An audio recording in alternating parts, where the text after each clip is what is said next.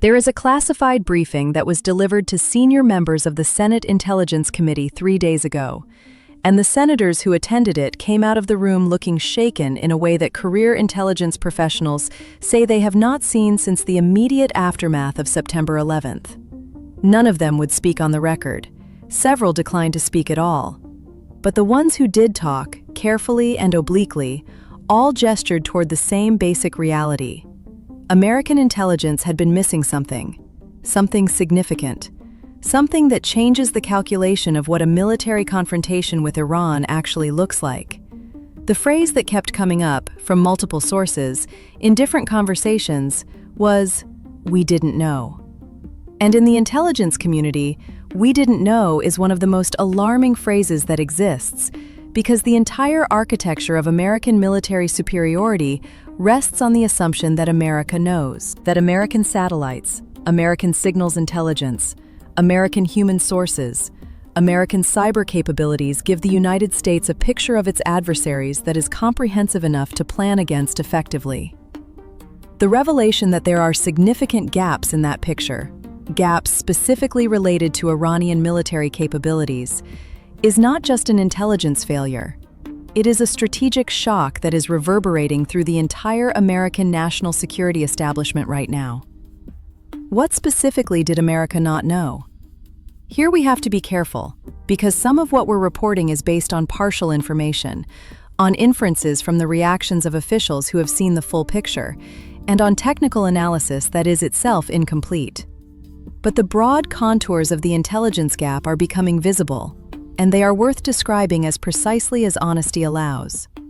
The first and most significant gap appears to involve Iran's underground military infrastructure. Iran has been building underground facilities, tunnels, bunkers, hardened command posts, weapons storage complexes, for decades.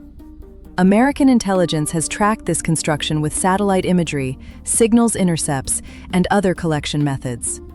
But the satellite images show surface disturbance, construction activity, and the entry points of underground structures. They don't show what's inside, how deep the tunnels go, what the internal layout looks like, or what specific capabilities are housed within them. What American analysts thought they knew about the scale and sophistication of Iran's underground military network appears to have been significantly wrong. Specifically, wrong in the direction of underestimation. Iran has been building more, deeper, and more cleverly than American intelligence assessed. The implications of this are direct and serious. American military planning for strikes against Iran has always included the assumption that certain facilities can be destroyed from the air using existing American munitions, including the massive ordnance penetrator, the GBU-57, which is the largest conventional bomb in the American arsenal, and is specifically designed to penetrate hardened underground structures. The massive ordnance penetrator can penetrate roughly 200 feet of rock before detonating. American strike plans against Iranian nuclear and military facilities have been built around assessments of how deep those facilities are buried and whether the GBU-57 can reach them. If those assessments are wrong, if Iranian facilities are significantly deeper or shielded by multiple layers of hardened material in ways that were not fully understood, then the strike plans built around them need to be fundamentally revised.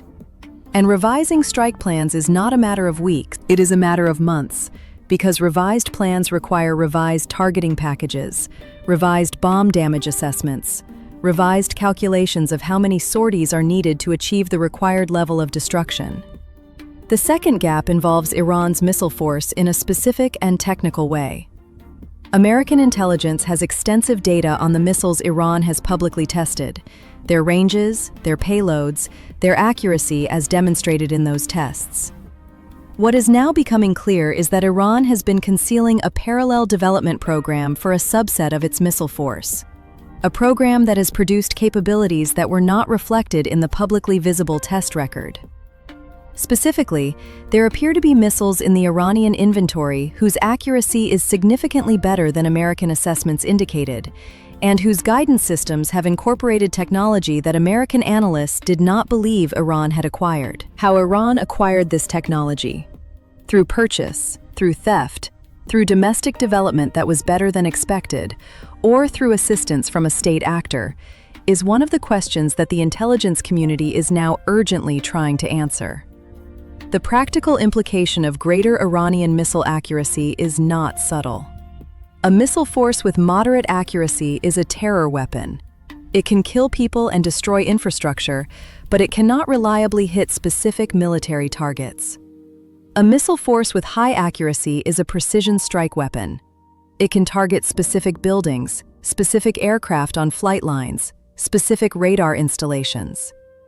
The difference between those two capabilities is the difference between Iran being able to threaten American forces in general and Iran being able to conduct targeted military operations against specific American military infrastructure. The third gap is perhaps the most unsettling, because it involves not what Iran has built, but what Iran knows.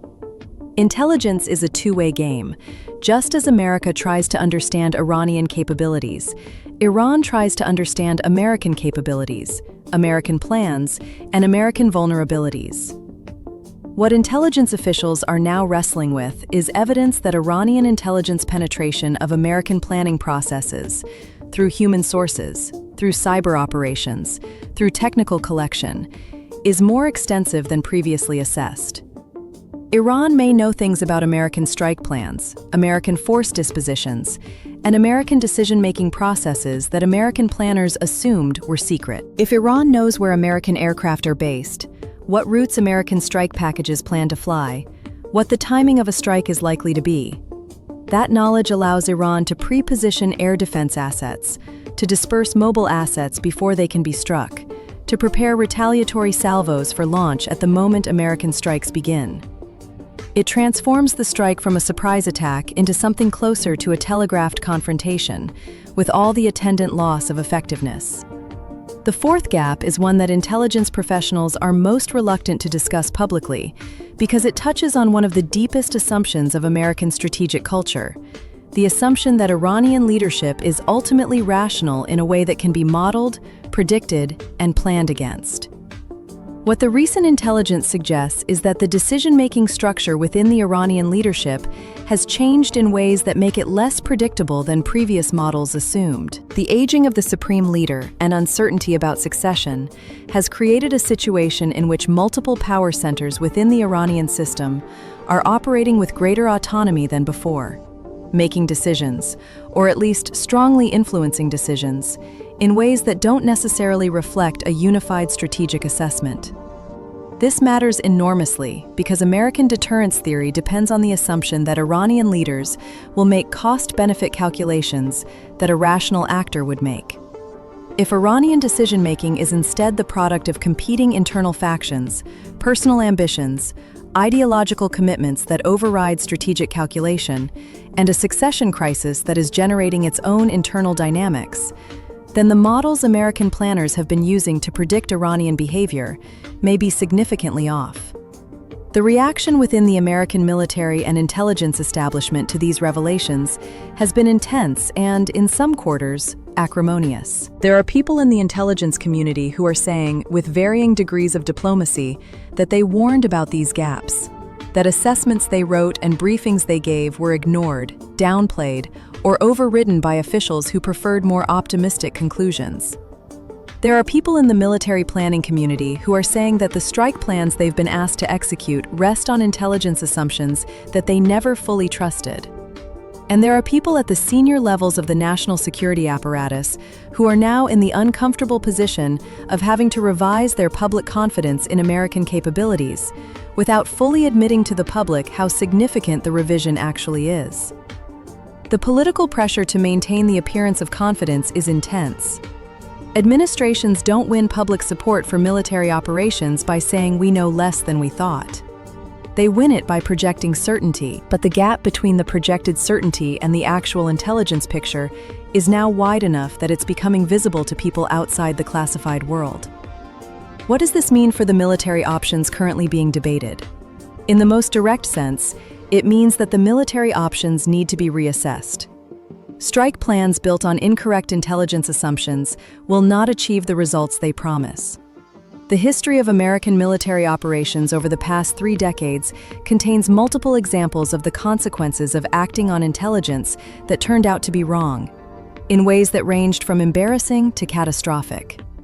The intelligence community, burned by those experiences and aware of the stakes involved, is now pushing back on timelines that don't allow for the kind of collection and analysis that would give planners more confidence in their assumptions. The military planning community is pushing back in a different way, arguing that waiting for perfect intelligence is itself a strategic choice with its own costs, and that at some point, the decision has to be made on the basis of the best available information rather than deferred indefinitely.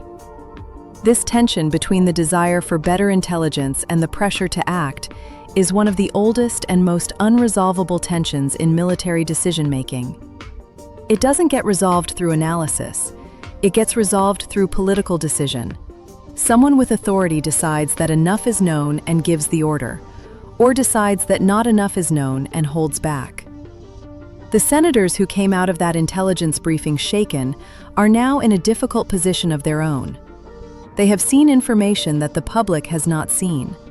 They have an obligation to inform their constituents and to exercise oversight over the executive branch's military planning, and they are constrained by classification rules that prevent them from simply telling the public what they know. Some of them are using the limited tools available to them: carefully worded public statements, pointed questions in public hearings, background conversations with reporters they trust, to signal that the public should be asking harder questions about what the government actually knows before the government commits to actions that cannot be undone. Others have concluded after the briefing that the information they received is so sensitive that any leakage of it would actively harm American security, and are maintaining strict silence. The divergence of responses among members of the same intelligence committee who saw the same briefing tells you something about how genuinely difficult the information is to process. There is no clean answer here. There is just a harder, more complicated, more dangerous picture of the adversary than the public has been given to understand. And the gap between that picture and the confident public statements being made by administration officials is one of the most consequential gaps in the entire crisis. The lesson that should be drawn from all of this is not that America is powerless or that Iran is unbeatable. Neither of those conclusions is warranted. America's military capabilities remain extraordinary by any reasonable assessment. The gaps in intelligence are real, but they are not total. There is still enormous knowledge about Iranian capabilities, enough to conduct effective military operations, if those operations are properly planned and resourced. The lesson is more uncomfortable than either of those simpler conclusions. It's that confidence is not the same as competence, that the appearance of having a full picture is not the same as actually having a full picture, and that in military operations, the consequences of the difference between those two things are measured not in political points, but in lives and strategic outcomes. The senators who walked out of that briefing looking shaken were not experiencing weakness. They were experiencing the specific kind of alarm that comes from suddenly seeing a situation more clearly than you saw it before, and realizing that the clearer picture is significantly more complicated and dangerous than the simpler one you were operating on. That experience, uncomfortable as it is also exactly the kind of reality check that any democracy needs before it commits its military power to a course of action that cannot be reversed.